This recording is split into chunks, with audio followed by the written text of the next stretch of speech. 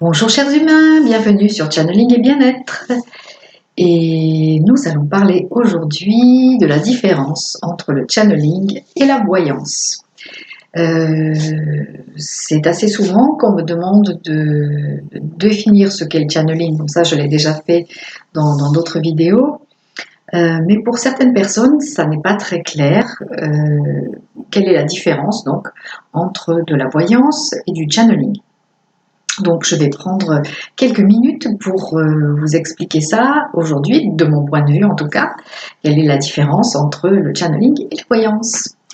Et sinon, je remercie les nouvelles personnes qui se sont abonnées. Merci beaucoup pour vos mails, pour vos commentaires. Un petit rappel du fait que les séances de 35 minutes sont à nouveau disponibles jusqu'à la fin du mois. Et donc vous trouverez les infos sous la vidéo.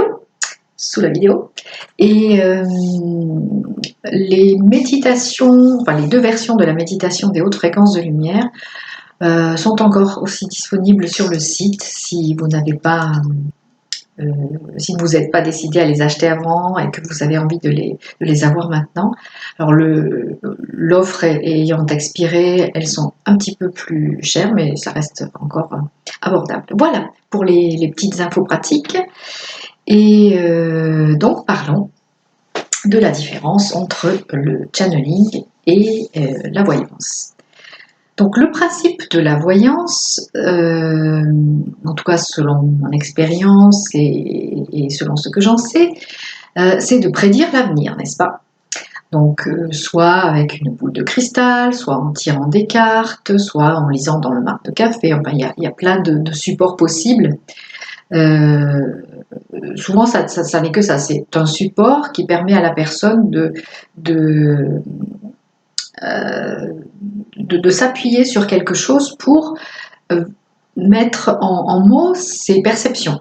Voilà, ce qu'elle voit. Alors, la voyance peut s'exercer aussi bien sur le passé que sur le présent que sur l'avenir.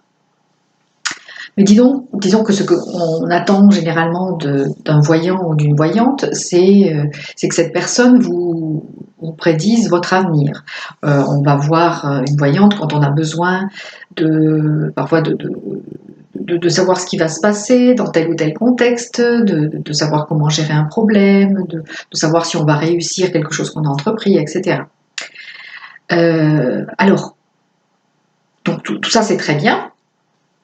Moi ça m'est arrivé aussi par le passé d'en voir assez souvent. Et puis je connais encore des personnes qui pratiquent de la voyance. Mais ça ne correspond pas exactement à ce que je fais moi, le channeling. Donc, alors le channeling, en tout cas la façon dont je le pratique, excusez-moi, je prends des précautions oratoires chaque fois parce que je veux bien que vous compreniez que c'est pas ma vérité que je vous impose, mais que je vous donne mon point de vue et un éclairage qui peut peut-être vous aider à vous faire une opinion sur ces questions. Donc le channeling, de la façon dont je le pratique, ce ne sont pas des prédictions d'avenir. Donc je n'appelle pas ça de la voyance parce que quand je canalise des messages, il peut être question de l'avenir. Bon, comme je disais tout à l'heure, il peut être aussi question du passé, du présent ou du futur. Mais dans une consultation de channeling, la présence qui s'exprime à travers moi va donner des informations de toutes sortes pour aider la personne à prendre sa décision. Si par exemple une personne vient me voir en consultation pour me demander voilà, je veux changer de travail, je ne sais pas trop vers quoi m'orienter, ou bien voilà, j'ai envie de me lancer là-dedans, est-ce que vous pensez que ça va fonctionner, etc. Donc, ou j'ai un problème dans mon couple, comment ça va évoluer, enfin les questions basiques que l'on peut poser aussi dans la voyance. Donc, quand vous les posez à quelqu'un qui fait du channeling, ou en tout cas quand vous me les posez à moi en consultation, eh bien, donc le message que vous allez recevoir, donc du guide, du maître ascensionné, de la présence qui est là et qui s'exprime à travers moi, ça va être un message qui va vous donner une vue d'ensemble de la situation, une vue plus globale de la situation, ce qui va donc vous permettre de prendre votre décision en pleine conscience. Mais ce sur quoi insistent bien les guides chaque fois, c'est qu'ils ne vont pas décider à notre place. Ils ne sont pas là pour décider à notre place et notre libre arbitre est pleinement respecté. Ce qui signifie que on ne va pas vous dire quoi faire dans le channeling, on ne va pas vous dire ce qu'il va se passer, on va vous donner le maximum d'informations pour que vous choisissiez quoi faire et pour que vous déterminiez quel avenir vous allez vous créer. Alors, bien sûr que dans le channeling, on peut percevoir aussi ce qui va se passer dans l'avenir, mais plus exactement, on va percevoir les potentialités d'avenir. Donc, il y a une chose qu'il faut bien savoir, bon, peut-être que vous ne serez pas d'accord avec ça, parce qu'il y a des gens qui pensent qu'il y a la prédestination, le destin, etc., le karma, et qu'on ne peut pas sortir de là. Mais si on reprend le principe du libre arbitre, le principe du libre arbitre nous dit, d'une part, que c'est à nous de décider de ce que nous souhaitons, et d'autre part aussi que nous sommes les créateurs de notre propre réalité, ce qui signifie que en fonction de nos choix, de nos actions, de nos pensées, nous allons déterminer le chemin de notre avenir. Nous allons déterminer notre réalité future, la présente et la future. Et donc, quelquefois, quand il y a des questions qui portent vraiment sur ce qui peut se passer dans l'avenir, les guides répondent toujours, eh bien, il existe plusieurs potentialités d'avenir. Si nous sommes les créateurs de notre propre réalité, ça veut dire donc qu'elle n'est pas prédéterminée. Donc, ça veut dire que les guides peuvent percevoir des futurs possibles. Voilà, des futurs possibles et non le futur certain, puisqu'ils ne le connaissent pas non plus. Ils peuvent avoir une idée de ce qui est le plus probable, mais c'est nous qui décidons de notre futur en fonction de nos choix, etc. Je ne vais pas répéter. Donc, les guides peuvent nous donner des potentialités d'avenir. Et quand on pratique du channeling, moi ça m'arrive assez souvent si on me pose des questions donc, sur l'avenir, quand je me connecte soit sur mon avenir ou sur celui d'une personne, je vois donc différentes potentialités d'avenir. Souvent, j'en vois 2 ou 3. Voilà, c'est-à-dire des scénarios possibles. Hein.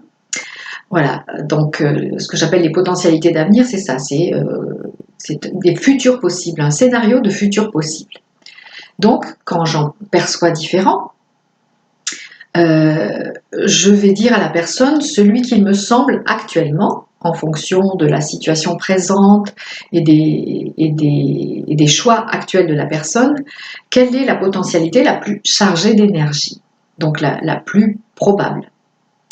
Mais bien sûr que ça peut changer si la personne décide de bifurquer, eh bien cette potentialité qui jusque-là était la plus probable peut s'estomper, avoir moins d'énergie et qu'une des autres soit plus chargée d'énergie et donc que la personne se dirige vers ça. Alors, selon les channels, il y a différentes façons de percevoir les potentialités d'avenir. Certains perçoivent des lignes du temps, donc différentes lignes du temps. Et donc décrivent à la personne, voilà, je vois plusieurs lignes temporelles et voilà celle qui me semble la plus probable. Si tu veux plutôt décider ceci, ben, il faudrait prendre ce genre de décision ou faire tel acte, etc., telle action. En ce qui me concerne, je ne vois pas vraiment des lignes temporelles. Je vois plutôt comme des sortes d'éventails qui s'ouvrent et un film, voilà. Donc souvent, ben, j'ai 2 ou 3 éventails comme ça qui sont ouverts avec des films différents. Et donc c'est, si vous voulez, l'éventail qui est le plus lumineux, qui me semble donc le plus chargé d'énergie et qui me semble être le scénario le plus probable. Voilà. Mais encore une fois, c'est la personne, peut-être aussi en fonction de ce qu'elle aura entendu en consultation, qui va décider de son propre avenir, qui va le créer son propre avenir.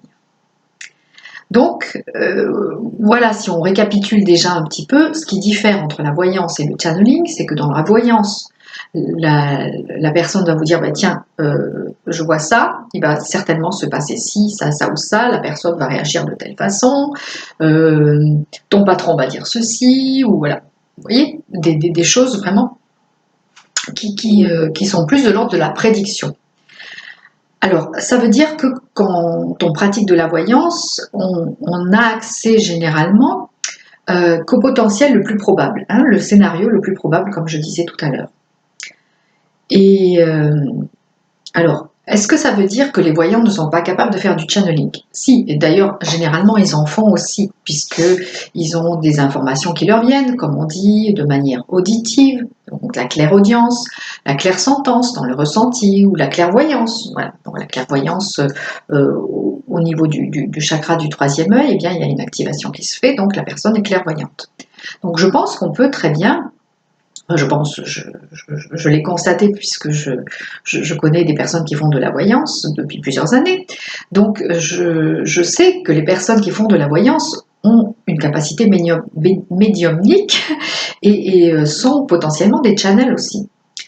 Mais quelquefois, ces personnes donc préfèrent s'en tenir à la pratique de la voyance parce qu'elles s'y sentent plus compétentes. Voilà.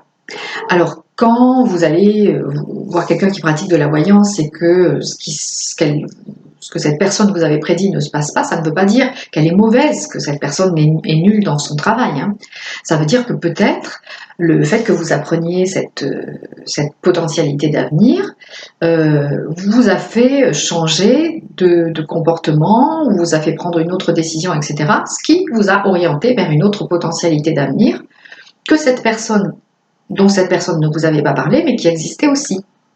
Voilà. Donc, en voyance, la compétence ne se juge pas forcément à ça, au fait de ce qui se produit ou non, puisque une fois que vous êtes informé, ça agit aussi sur votre capacité de décision et sur votre comportement.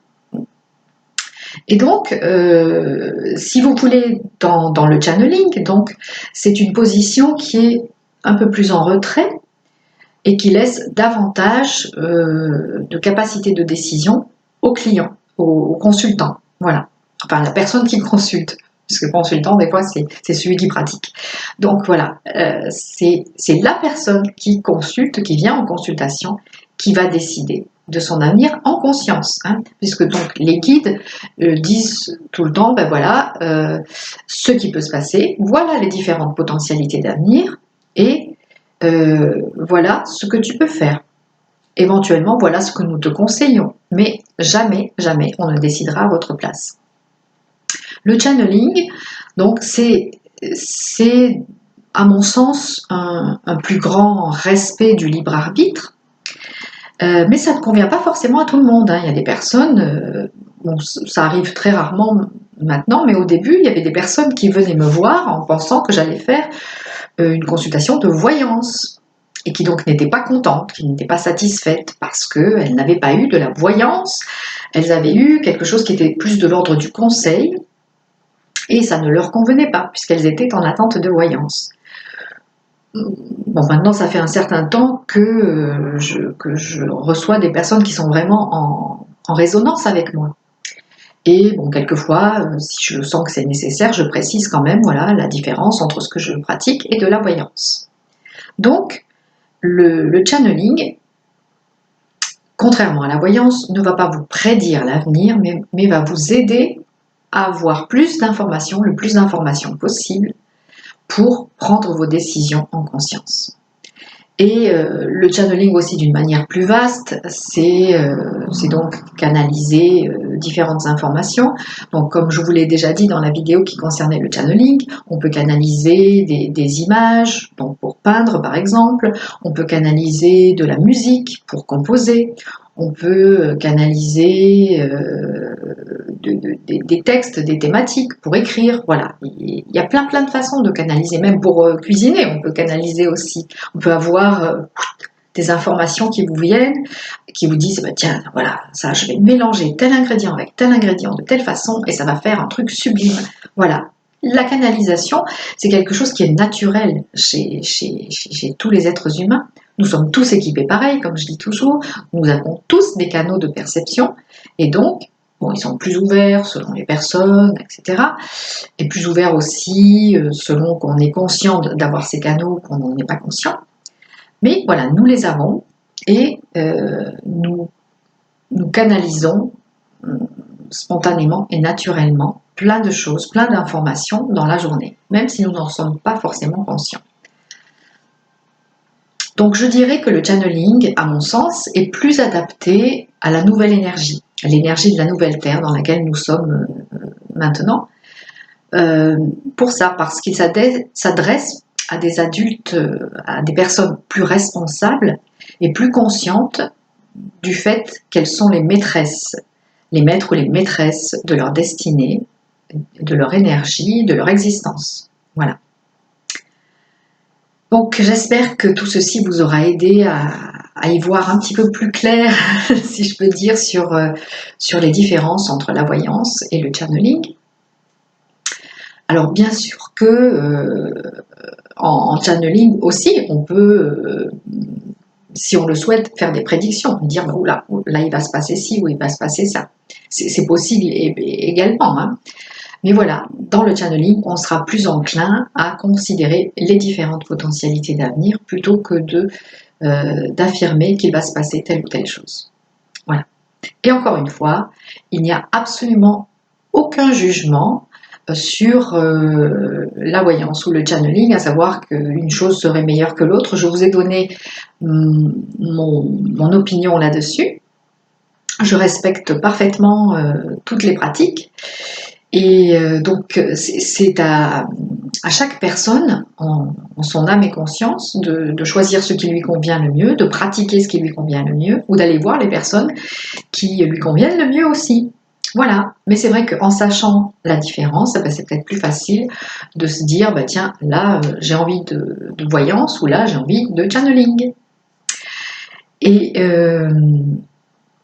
voilà, donc par exemple, dans les consultations de channeling que je fais, même celles de 35 minutes, eh bien voilà, je vais donner plus des conseils d'ordre global qui vont aider la personne à y voir plus clair et à se dire ah bah tiens, bah, je vais choisir ceci ou je vais choisir cela ou ah je comprends mieux ce qui se passe. Voilà.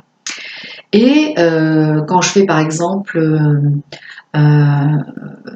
quand je faisais les séances de 25 minutes avec un tirage de cartes personnalisé, et bien là, ça va être un petit peu plus de l'ordre de la voyance, puisque je vais juste lire l'information que donnent les cartes et en tirer une information sur ce qui peut se passer aussi.